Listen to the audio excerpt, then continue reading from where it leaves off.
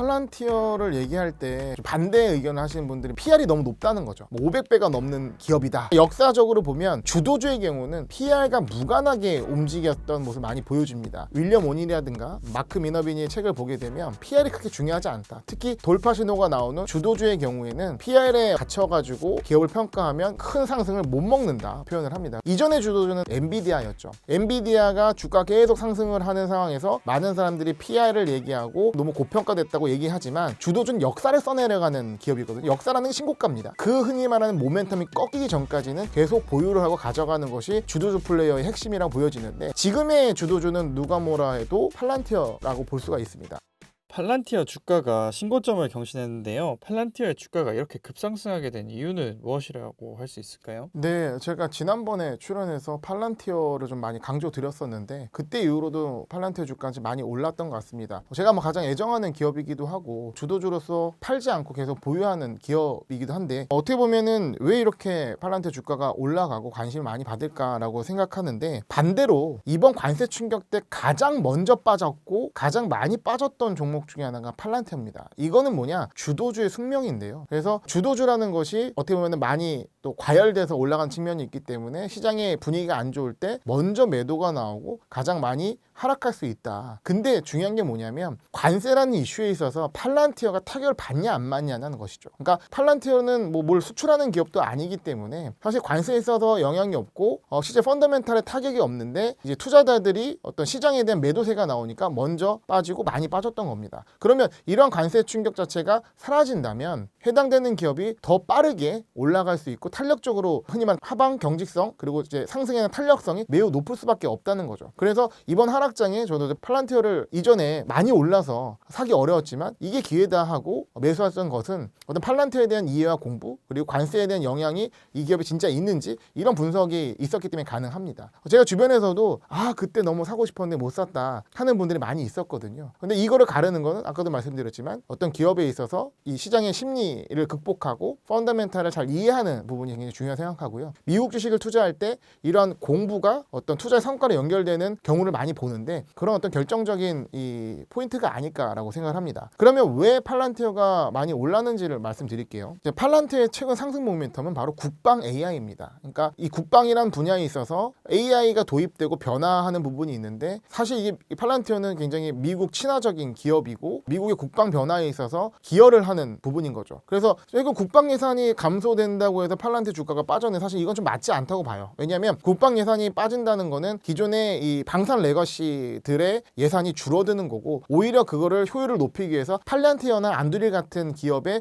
예산이 들어간다고 봐야 하는 것이거든요. 그래서 오히려 팔란티어는 더 많은 수주를 받고 있고 이것들이 부각이 된 거고 그리고 이제 미국 외에 또 우방국들에 있어서도 미국이 저렇게 이제 국방을 AI화 하는데 많은 국가들도 따라 해야 되는 상황이거든요. 그러니까 국방의 변화를 위해서 이 역시 팔란티어랑 계약을 해서 수주를 받는 이런 구조가 나오게 되는 상황입니다. 그리고 또한 도지에 팔란티어가 참여해서 도지가 뭡니까? 효율부. 팔란티어 역할은 뭡니까? 많은 데이터들을 수집을 해서 그 데이터를 분석해서 온톨로지를 구축하고 그것을 통해서 최적의 솔루션을 찾게 해주는 도움을 주어서 그 도움 자체가 효율을 만드는 비용을 줄이고 최적의 답을 제공하는 이런 역할을 하는 건데 그 도지는 바로 팔란티어와 협업을 하기 굉장히 좋은 부분인 거죠. 그래서 실제 도지에 참여하는 팔란티어 전 직원들도 많이 있는 것이고 도지의 어떤 프로젝트를 가장 많이 수주한 게 또 팔란티어입니다. 근데 최근에 또 추가적으로 신고가를 돌파하는 모멘텀을 줬던 이벤트는 미국 정부에서 국민들의 어떤 이 데이터들을 접근할 수 있는 권한을 팔란티어에 부여했다 이런 부분인데 이런 것은 굉장히 이제 팔란티어의 이제 보안이나 이런 부분의 신뢰성을 가져가면서 정말 이거는 확대되고 있다라는 느낌을 줬기 때문에 최근의 상승 모멘텀을 유지할 수 있었다고 보고 있습니다. 팔란티어에 향한 미정부의 주문이 늘어나고 있다고 하는데요. 팔란티어의 정부 매출 증가율은 어느 정도이고 미 정부는 팔란티어를 더 사용하게 될까요?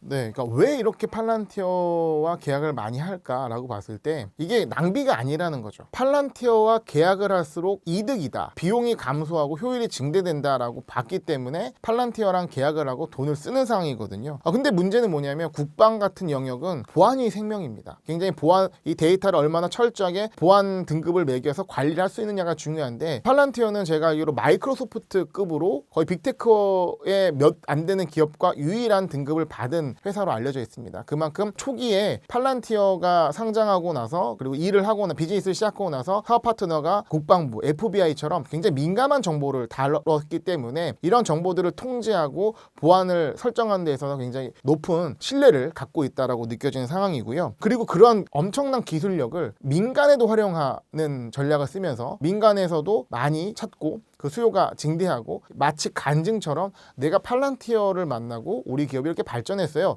라는 것 자체가 다른 홍보비를 쓰지 않고 마케팅 쓰지 않고 이 팔란티어 수주가 늘어나는 어떤 기여를 했습니다. 그래서 기존의 어떤 정부 영향만 있던 상황에서 민간용으로 확대돼서 성장을 하고 있었는데, 그 성장 모멘텀과 함께 팔란티어 주가가 올라갔거든요. 하지만 최근의 어떤 모습은 트럼프 행정부 이후에 또 이 페이팔 마피아라고 봐야 될까요? 팔란티어가 이 트럼프 행정부와 합이 좀 잘 맞아서 특히 정부의 수주를 많이 따면서 추가적인 상승 모멘텀을 얻었다고 봐야 할 것 같습니다. 팔란티어 주가는 고평가라는 우려가 지적되고 있는데요. 팔란티어 주가는 고평가되었다고 할 수 있을까요? 팔란티어를 얘기할 때 좀 반대 의견을 하시는 분들이 말씀하시는 부분이 PR이 너무 높다는 거죠. 뭐 500배가 넘는 기업이다. 근데 사실 저는 이제 미국 주식을 계속 투자하면서 그런 생각을 합니다. PR이 절대적 기준은 아니다. 그러니까 굉장히 중요하게 참고할 만한 기준이긴 한데 절대적이라는 건 아니죠. 그러니까 역사적으로 보면 주도주의 경우는 PR과 무관하게 움직였던 모습을 많이 보여줍니다. 제가 이제 뭐 이런 주식 공부를 하면서 윌리엄 오닐이라든가 마크 미너비니의 책을 보게 되면 이 투자 사례를 통해서 PR이 크게 중요하지 않다. 특히 돌파 신호가 나오는 주도주의 경우에는 PR을 무시하고 올라간 경우가 있으니 PR에 어떤 갇혀가지고 기업을 평가하면 이 기업을 흔히 말하는 큰 상승을 못 먹는다, 못 잡는다라고 표현을 합니다. 그래서 지금 시장의 주도주가 무엇일까 생각하는 게 먼저라고 생각이 되는데요. 이전의 주도주는 누가 뭐라 해도 엔비디아였죠. 엔비디아가 주가 계속 상승을 하는 상황에서 많은 사람들이 PR을 얘기하고 밸류에이션이 좀 너무 고평가됐다고 얘기하지만 이 시장의 주도주였기 때문에 많은 수급이 붙고, 주도주는 역사를 써내려가는 기업이거든요. 역사라는 게 신고가입니다. 그래서 그런 모습이 나오기 때문에 그 흔히 말하는 모멘텀이 꺾이기 전까지는 계속 보유를 하고 가져가는 것이 주도주 플레이어의 핵심이라고 보여지는데, 지금의 주도주는 누가 뭐라 해도 팔란티어라고 볼 수가 있습니다. 그래서 엔비디아는 어떻게 보면은 이 성장을 계속하지만 약간 마진율이 둔화되면서 주도주를 이 팔란티어에 내줬다고 보여지는 거고, 팔란티어는 매번 실적이 발표될 때마다 실적 모멘텀이 나오면서 갭으로 올라가는 모습이 보여졌고, 그런 성장이 유지가 됐기 때문에 지속적으로 이제 상승한 모습이 나왔거든요. 그러면 팔란티어라는 기업을 볼 때 중요한 거는 PR이 아니라 성장이 둔화되느냐라는 부분인데, 그런 부분에 있어서는 팔란티어가 굉장히 수치를 잘 관리하고 있다라는 생각을 하고 있습니다. 여기서 좀 흥미로운 점은 팔란티어가 이 빅데이터 솔루션, 즉 데이터를 관리하고 솔루션을 제공하는 기업인데, 어떻게 보면은 제가 팔란티어 시접을 볼 때마다 이 회사가 자신의 본분을, 자신의 회사를 일종의 프로토타입처럼 쓰면서 보여주고 있는 것이죠. 즉 데이터를 관리 상당히 잘해서 이 재무제표라는 이 실적 발표 때 데이터들을 굉장히 너무 가파르지도 않고 너무 완만하지도 않고 적정한 수치의 실적 발표를 발표하는 것 자체가 데이터를 정말 잘 관리한다는 느낌을 주고 있는데, 이것이 어떻게 보면 팔란티어의 또 다른 장점이 아닐까라고 생각을 합니다.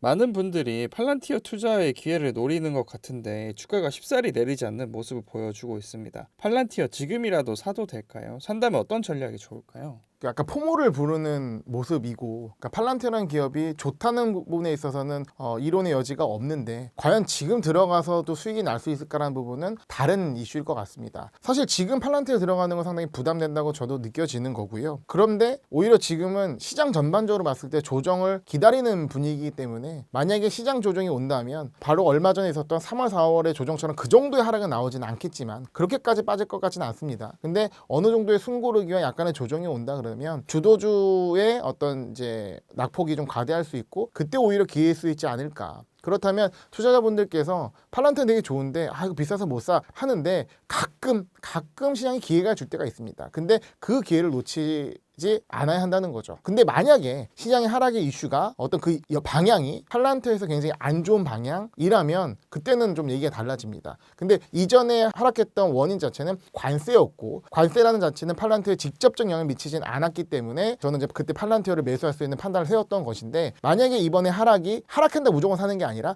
하락의 어떤 방향이 팔란티어에 직접적 타격이 있느냐, 아니면 마찬가지로 지수적 하락이 있었을 때 주도주의 과도적 낙폭 과대가 나오느냐, 이런 걸 판단하셔서 이것을 기회로 삼을 수도 있다고 생각을 합니다. 그래서 지금 당장에 추격하는 거는 저는 좀 무리라고 생각을 하고, 이 기업이 좋은 기업이라 생각하시고 계속 공부를 하신다는 가정하에서 좋은 기획이 왔을 때 일종의 눌림목 자리에서 중요한 이 자리에서 들어가는 전략이 좋다고 생각합니다. 그러니까 약간 요령을 말씀드리면, 차트를 보시면서 이 기업이 어떤 특정 저항대를 돌파하는 구간들이 있습니다. 그러니까 거래량을 동반하면서 돌파하는 구간들이 있는데, 그 라인이 무너지는지 안 무너지는지 보는 게 굉장히 중요하거든요. 그래서 조정을 받았을 때 그 라인을 지키는다면, 분할 매수를 하면 지수가 밀리는 가운데서도 충분히 좋은 기업을 잡을 수 있는 전략이 된다라고 생각합니다. 그런 경험을 이런 조정장에서 몇 번 하신다 그러면 주도주를 내 포트에 담아가고 계속 세 자릿수 수익률까지 끌고 갈 수 있는 경험을 여러분들도 얻으실 수 있을 것 같습니다. 흔히들 팔란티어가 시가총액 1조 달러를 달성할 수 있다라고 꼽히는 주식 중 하나잖아요. 그래서 김호균 팀장님이 보시기에 팔란티어가 진짜 1조 달러를 달성할 수 있을까요?